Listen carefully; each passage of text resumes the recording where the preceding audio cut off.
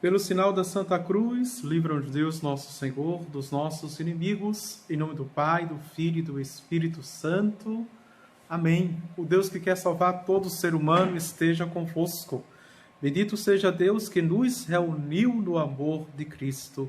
Ave Maria, cheia de graça, o Senhor é convosco. Bendita sois vós entre as mulheres e bendito é o fruto do vosso ventre, Jesus. Santa Maria, Mãe de Deus, rogai por nós, pecadores, agora e na hora de nossa morte. Amém. Glória ao Pai, ao Filho e ao Espírito Santo, como era no princípio, agora e sempre. Amém. Em nome do Pai, do Filho e do Espírito Santo. Amém. Olá, meus queridos irmãos e irmãs, sejam bem-vindos a esta aula de número 133. Vamos falar da virtude da castidade dentro do 6º mandamento, não adulterar, que nós conhecemos como não pecar contra a castidade. Estamos na página, quem não acompanhou essas aulas e quem tem um catecismo, é bom pegar o catecismo, na página do catecismo 607. Estamos na terceira parte do catecismo, é sabido que ele é dividido em 4 partes. Estamos na terceira parte, que fala sobre a teologia moral, a doutrina social da Igreja, os 10 mandamentos. E o número, estamos 2342, que diz assim: o domínio de si mesmo é um trabalho a longo prazo. Olha, o domínio de si mesmo. Já os antigos séculos antes de Jesus Cristo, Sócrates dizia, não é? Homem, conhece-te a ti mesmo, não é? Depois de 15, 16 séculos, não é? Depois de Cristo, o doutor Angélico Santo Tomás de Aquino, ele diz que a graça supõe a natureza e a transforma, ou seja, aquilo que o apóstolo Paulo diz que existe em nós o homem psíquico, o homem racional, o homem físico, o homem carnal, biológico, mas o homem espiritual. Que o homem espiritual deve dominar o homem psíquico e o homem físico. Porém, numa psicologia filosófica, numa antropologia filosófica, quanto mais nós nos conhecemos, nós conhecemos Deus. Não podemos nos esquecer que Santo Agostinho disse: estavas dentro de mim e eu não te conhecia. Beleza antiga e sempre nova.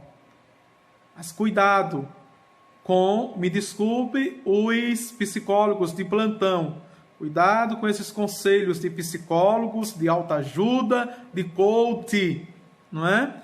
Que passa uma receita para gente, não é? E diz, olha, siga essa receita ou responda esse questionário que você vai se conhecer. Isso é mentira.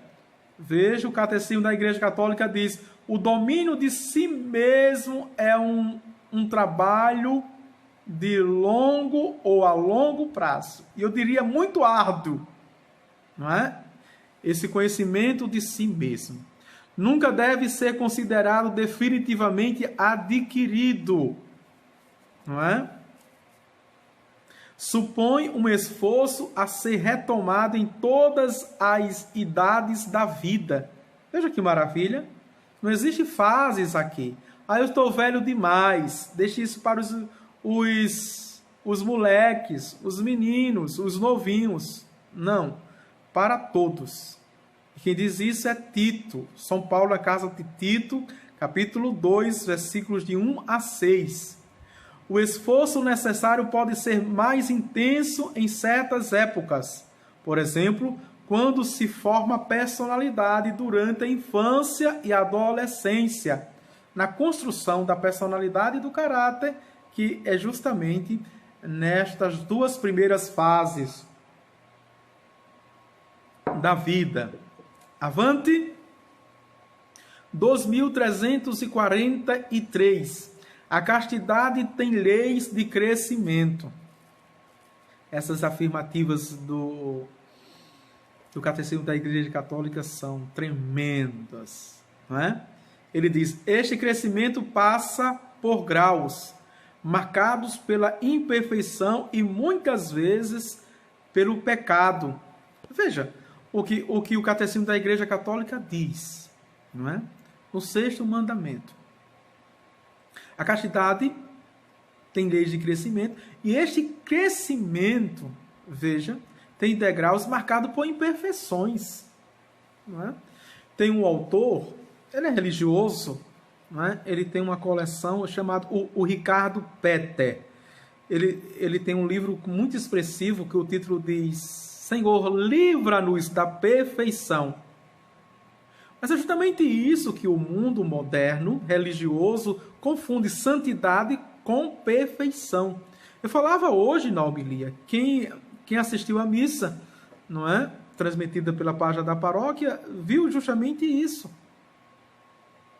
Porque o perfeito é aquele que diz que é forte demais e nunca vai cair. Nunca vai se equivocar, nunca vai errar, que não tem fraquezas, porque é o perfeito já. Mas ele esquece que está aqui no mundo. E aqui é de carne e osso.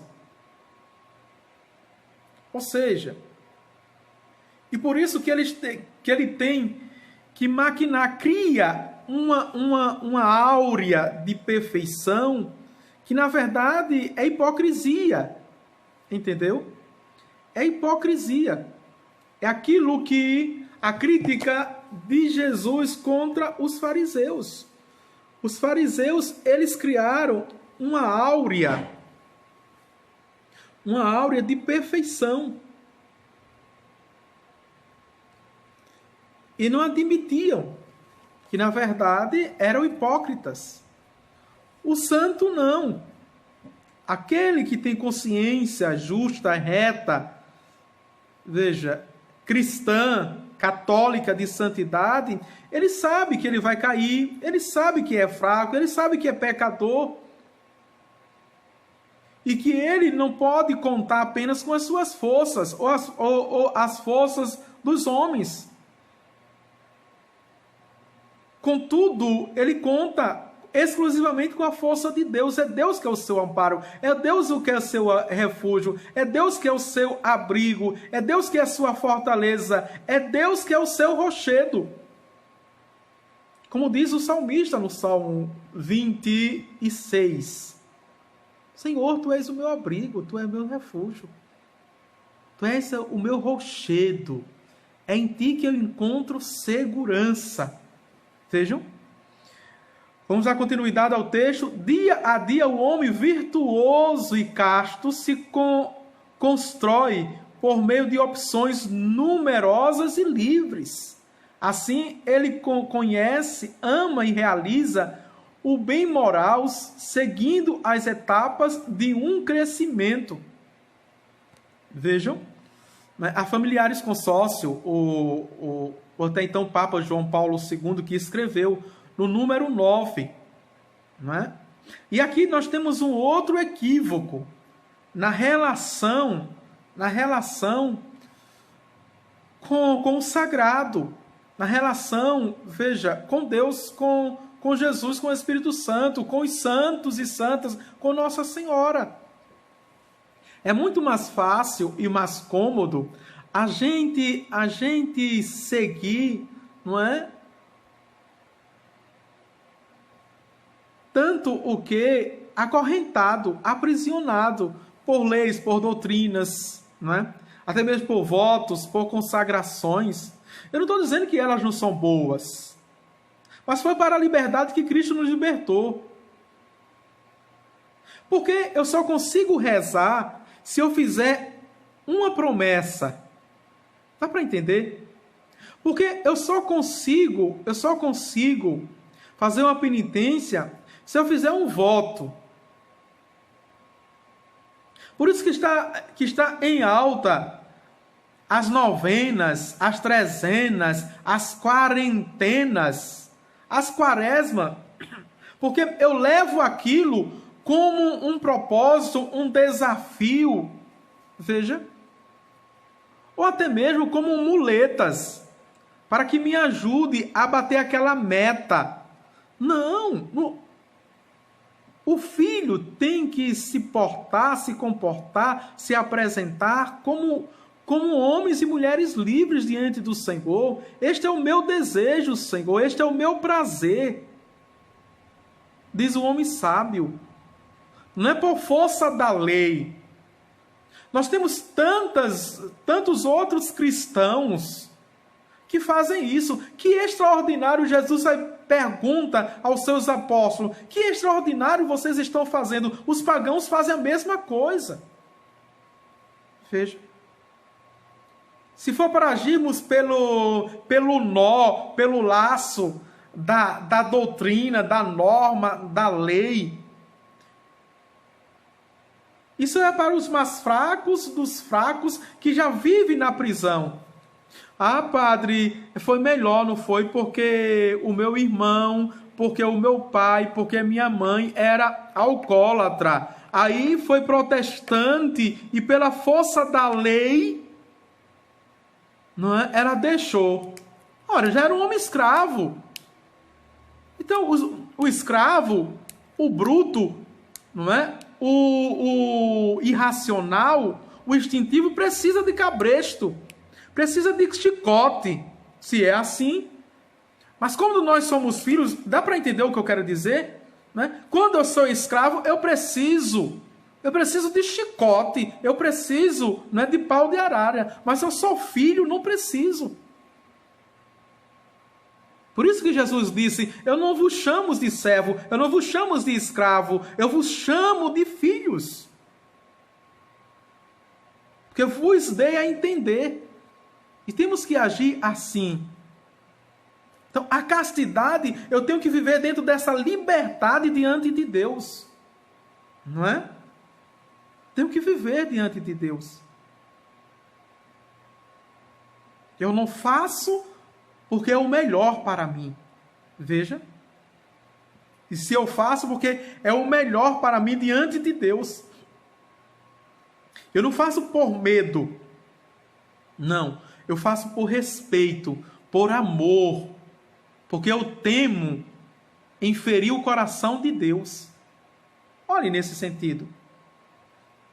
É a prática do amor que vai me afastando de tudo que desagrada a Deus. E é justamente isso que eu digo no confessionário, que eu digo quando eu rezo o ato de contrição.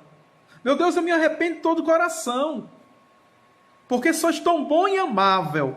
Prometo com vossa graça nunca mais pecar. Com vossa graça. E pelo amor que tu me amaste por primeiro. Mas não é com medo de ir para o inferno. E nem também, veja, não tem muita honra não, me desculpe, viu, se eu estou desconstruindo alguma coisa. Não tem muita honra. Não é se eu faço isso apenas para ir para o céu. Então, prêmio e castigo, eu vou ficar entre prêmio e castigo. Eu faço porque eu quero um prêmio, quero o céu. Eu não faço porque eu não quero o castigo, veja, que é o inferno. Não, Senhor, eu faço porque eu te amo. E se é o céu que tu estás, eu quero ir, porque tu estás no céu. Que graça teria o céu sem Deus, minha gente? Por isso que Santa Teresinha do Menino Jesus dizia, eu tenho tanto medo de ir para o inferno, mas se tu fores comigo, eu irei, porque o céu é Deus. É Deus. É uma pessoa, não é um lugar. Senão a gente fica na concepção, veja, judaica e depois da testemunha de Jeová, o paraíso. O paraíso. Não, em Deus tudo é uma pessoa em Deus. Vamos avante? Me desculpe as chicotadas, viu? 2344. A castidade representa uma tarefa eminentemente pessoal, veja. Está vendo? A castidade representa uma tarefa eminentemente pessoal. Pessoal. Aí vem aqueles casalzinho de namorado, né? Bobinhos, ou se não de noivo, até casado mesmo. Ô padre, eu estou vivendo a castidade, eu quero ver a castidade, mas o meu, sim. Você que se propôs. Mas na relação depende do outro. O outro tem também que se propor a viver a castidade. Senão, ambos não vivem. Não vivem. Ah, mas no relacionamento de amigo eu vou viver a castidade. Mas está no grupo de amigo que não está nem aí. Então vai ficar difícil para você viver a castidade. Se você está vivendo uma castidade livre, se você está vivendo uma castidade para a glória de Deus, se você está vivendo uma castidade também para a superação das suas paixões estragadas, para os seus vícios, também resolve. Mas implica também um esforço cultural. Veja, aqui cultural, mais de um, não é? O coletivo, um grupo. Porque o homem desenvolve-se em todas as suas qualidades mediante a comunicação com os outros. Não é? Que diz a Gaudium Spes, número 25. A castidade supõe o respeito pelos direitos da pessoa, particularmente o de receber uma informação e uma educação que respeite as dimensões morais e espirituais da vida humana. Veja que a castidade aqui não está apenas para o sexo, não está apenas para a sexualidade, não está apenas para a genitalidade, não está apenas para as questões afetivas, emocionais, sentimentais. Mas quando fala também nas questões culturais, está na questão da modéstia. Não é? E você respeitar a liberdade do outro. O que é castidade, não é?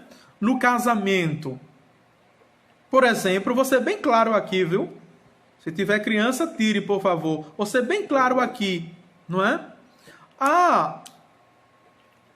Meu esposo é um pagão, então assiste filme de pornografia, filme pornográfico, e quer fazer tudo o que vê naquele filme pornográfico com a esposa que é cristã. Então você tem todo o direito, vivendo a castidade, de não ceder. E se ele respeita, ele está vivendo, mesmo sem saber, a castidade, porque ele está respeitando a mulher que tem, a esposa que tem. De não realizar aquelas posições, de não realizar aqueles tipos de sexo. Veja, mesmo sem saber, ele está vivendo a castidade. Está respeitando a pessoa na sua realização.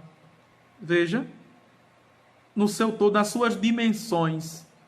Respeitando. Está aqui para o fio de ouro, a regra de ouro. Não é? O que eu não quero para mim, eu não dou aos outros. O que eu quero para mim, que é bom, que faz bem, eu também repasso para os outros. Veja a castidade, que muitos não entendem, que engloba toda a nossa vida, numa vida modesta, numa vida justa, numa vida transparente, numa vida verdadeira. Vamos avante? 2345. A castidade é uma virtude moral. Olha. É também um dom de Deus, uma graça, um fruto da obra espiritual. Logo, diz Gálatas capítulo 5, versículo 22 a 23. Não é? Logo, se você cresce na fé, você vai crescendo, mesmo sem você saber, na castidade. Se você cresce na espiritualidade, você vai crescendo na castidade. Se você cresce na graça, está em estado de graça, você vai crescendo na castidade. Se você tem o hábito de se confessar por mês, ou de 2 em 2 meses, não é? Ou 2 vezes por ano, crescendo, veja, você vai crescendo também na castidade. Mas tem gente muito bobinha, né? E às vezes também tem comunidade de vida e de aliança que aconselha o que é a castidade, que coloca como norma, mas não sabe o que é a castidade, não forma bem.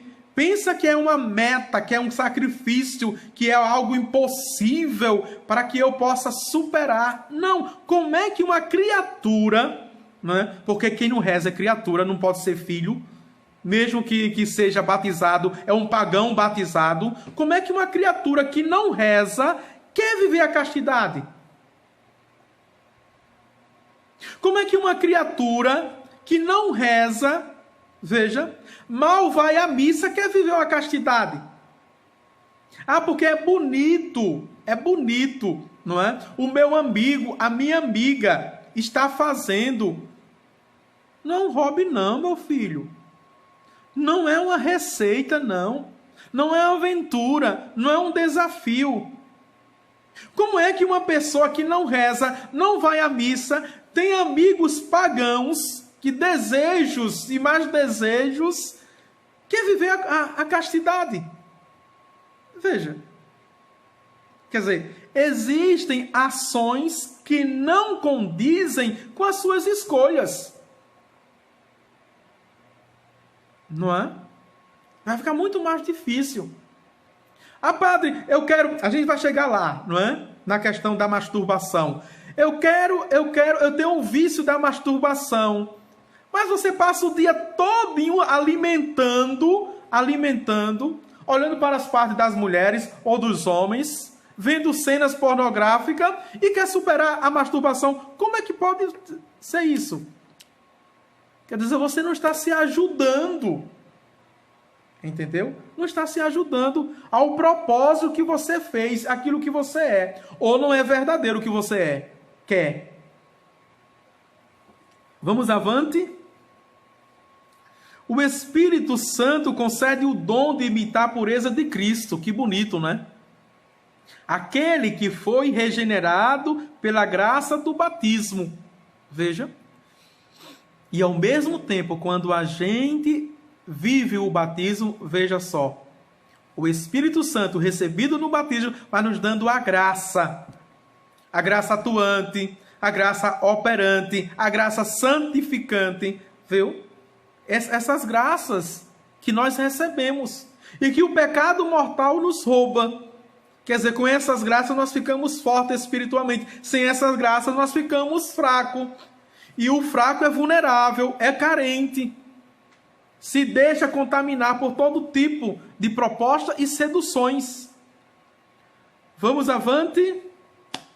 Estamos no segundo subtítulo, a integridade da doação de si mesmo. Não é? Vimos a integridade da pessoa, mas a doação de si mesmo. Esse sexto mandamento, não é, toca muito. Fala muito a nossa realidade e as múltiplas realidades. Né? E veja o Catecismo da Igreja Católica. Pelo amor de Deus, catequistas, animadores de crisma, porque vocês entram em tantos sites para preparar a aula de vocês de catecismo e não pega o Catecismo da Igreja Católica. Veja que maravilha, está tudo aqui. Não é? Que preconceito é esse? Que resistência é esta de dar aula, de fazer encontro, reuniões pelo Catecismo da Igreja Católica? Tem tudo aqui e com excelência. É a teologia da Igreja, é o pensamento da Igreja genuíno. Veja, a gente vai pegar pensador tal, catequista tal, filósofo tal, para poder falar bonito. Está tudo aqui. Todo bom católico deve ter a Bíblia, deve ter, veja, o Catecismo da Igreja Católica e um bom livro de oração. Olha aqui, ó, 3 livros, não é? As Sagradas Escrituras, o Catecismo da Igreja e um bom livro de oração para rezar. Se não tem isso, meu filho, não pode ser um bom católico, não pode ser um bom cristão, não pode ser um bom catequista. Entendeu?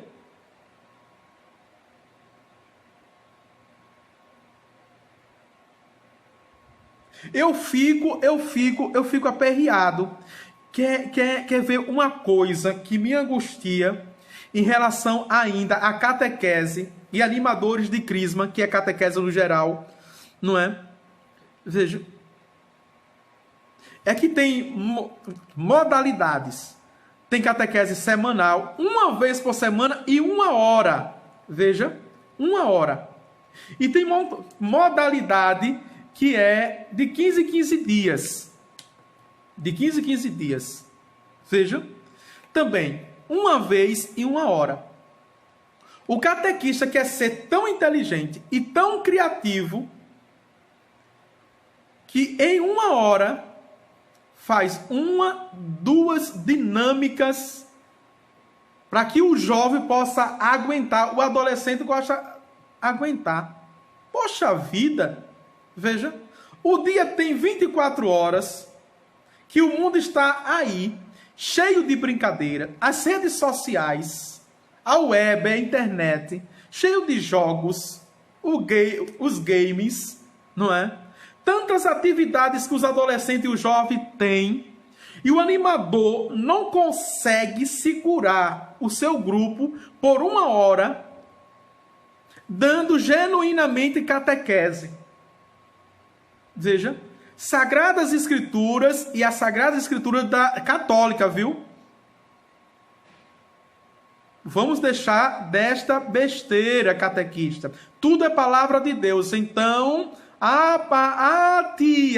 tio, o catequista, o animador, eu tenho uma Bíblia protestante, serve não. É católica, você é católico. É Bíblia católica, existem muitas, tá certo? E outra coisa, o catecismo da Igreja Católica. Para jovem, temos os ioquetes da vida. Temos o catecismo e perguntas e respostas do Papa Bento XVI. Temos muitos materiais da igreja e doutrina segura, minha gente. E a gente fica pegando pensamentos contra a doutrina da igreja, contra a moral da igreja, contra o magistério, contra as Sagradas Escrituras e contra até mesmo a tradição, não é? Nós entramos agora no mundo gospel, que os católicos entraram também nesse mundo gospel. Não existe agora música protestante e católica, é tudo gospel. Então, eu escuto aquilo que me dá prazer, aquilo que me faz chorar, não é? Que mexe com a flor da pele. Não, a palavra de Deus não é para fazer ninguém chorar, não. Não é para mexer com a emoção, com o sentimento. Veja, emocionalismo não. E se você chora, porque você quer uma conversão de verdade. Não é porque tocou, sabe? Aquela questão de sentimentalismo, bobo. Não. O apóstolo Paulo vai dizer, quando você é criança, você só tem condições de tomar mingau. Mas, quando você é adulto, você já tem condições de comer comidas sólidas. Tá certo? Vamos avante. A castidade é a forma, é a forma de todas as virtudes. Aliás, a caridade é a forma de todas as virtudes. Influenciada por ela, a castidade parece como uma escola de doação da pessoa. Veja, aqui saímos da esfera humana, estamos na esfera, veja, sublime, divina, transcendental. Por que eu sou casto? Por quê? Não é? Para que a minha doação seja mais plena, para que o meu vigor, até mesmo energético, não é? Possa ser canalizado para o bem. A caridade é a forma de todas as virtudes. O domínio de si mesmo está ordenado para a doação de si mesmo. A castidade leva aquele que a pratica a tornar-se para o próximo uma testemunha de fidelidade e da ternura de Deus. Que bonito, veja. É até poético, é gostoso de degustar, é saboroso. O casto, ele expressa a fidelidade e a ternura de Deus. Que maravilha, não é? No equilíbrio, na integridade, veja, é a integridade da doação de si. É uma pessoa equilibrada em tudo aquilo que ela é, mente, corpo e alma, é integrada, ou seja, se comunica.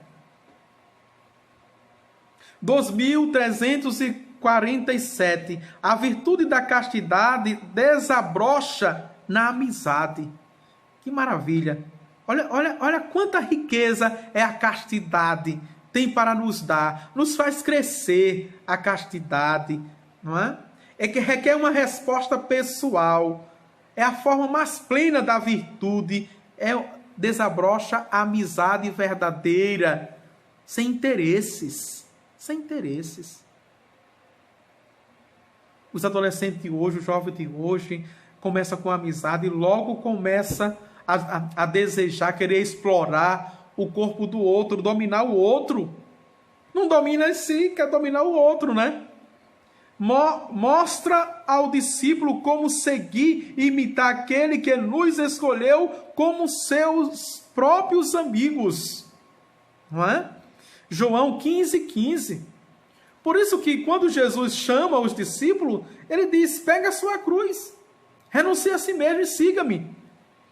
Para que a doação seja mais plena e eles possam entender a maturidade da amizade, da entrega. Senão eles não vão entender, só vão querer explorar. Se doou totalmente a nós e nos faz participar de sua condição divina. Não vos chamo de servos, vos chamo de amigo, porque vos dei a entender tudo que eu aprendi com o Pai. A castidade é a promessa da imortalidade. Veja só, que maravilha.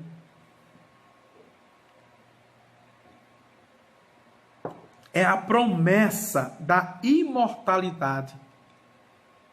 Porque é a promessa da eternidade. É a promessa dos céus. É a promessa de estar em Deus. É a promessa, veja, de dizer aos homens, sobretudo nesse tempo de tantas crises sanitárias, biológica, política, econômica, religiosa, de fé, que se levantem os filhos de Deus, como aquela visão extraordinária do Apocalipse, que João ficou escandalizado no bom sentido, perguntando: quem são esses? Esses 144 mil marchando, não é? Em vestes esplêndidas. Quem são estes? Estes são todos que foram lavados e alvejados pelo sangue do Cordeiro, minha gente. Aqueles que perseverarem até o fim, esses serão salvos. A castidade se expressa principalmente na amizade ao próximo. Veja, amizade verdadeira. Sabe dar. A amizade sabe se dar sem se profanar. Escreva essa frase, viu? A castidade, veja, sabe se dar sem se profanar. Desenvolvida entre pessoas do mesmo sexo ou de sexos diferentes, a amizade representa um grande bem para todos e conduz à comunhão espiritual. Verdadeiramente, essa comunhão espiritual é a comunhão em Cristo. E falar nisso, você tem a comunhão em Cristo, você tem amigos em Cristo verdadeiramente. Amigos em Cristo. Amigos que têm o mesmo princípio, a mesma fidelidade, o mesmo alvo, o mesmo objetivo, que caminha. Já pensou um esposo e uma esposa que têm esse mesmo propósito? Não é? Eles são mais plenos, eles se realizam. Os pais e os filhos que têm o mesmo propósito em Cristo, eles são mais plenos, eles dialogam com mais liberdade, com mais facilidade, não tem vergonha uns do outro, da fraqueza um do outro, pelo contrário, eles se ajudam. A família que está na presença, que é casta, está na presença do Senhor, se ajuda em tudo, em todos os setores, não é? Se compreende, se amam, se planificam, estão junto, vejam, unidos em comunhão. É tremendo esse sexto artigo, né? Esse sexto mandamento.